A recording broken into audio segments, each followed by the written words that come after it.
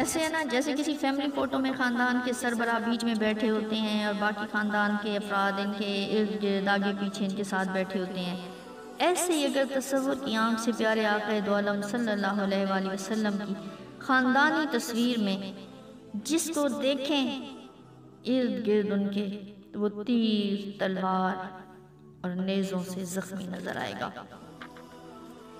کیا ہم پیارے آقا دو جہاں صلی اللہ علیہ وآلہ وسلم کے اس درد کو محسوس کرتے ہیں؟ اگر نہیں تو کیا ہم عاشق کہلانے کے حقدار ہیں؟ سوچئے گا ضرور۔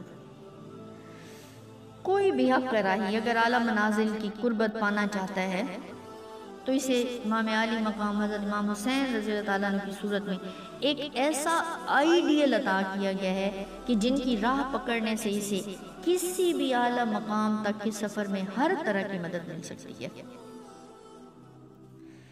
لوگ کہتے ہیں نا اسلام کی خاطر شہید تو بہت ہوتے ہیں، پھر شہداء کربلا کے حوالے سے اتنا واویلا کیوں کیا جاتا ہے؟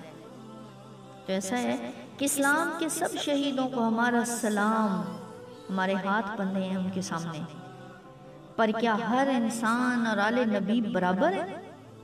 کیا ہر بہنے والا خون اس خون کی برابری کر سکتا ہے جو آل نبی کا بہایا گیا ہے؟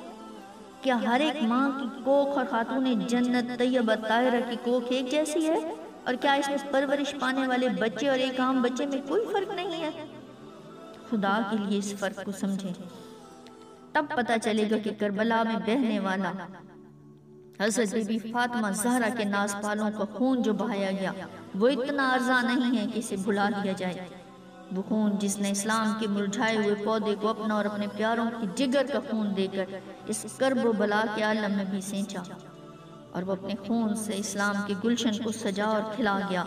وہ خون جو نہ صرف ہاشمی نسب کا ہے بلکہ وہ خاص شیر خدا اور محبوب رسول خدا حضرت علی کرم اللہ وجہہ کا ہے۔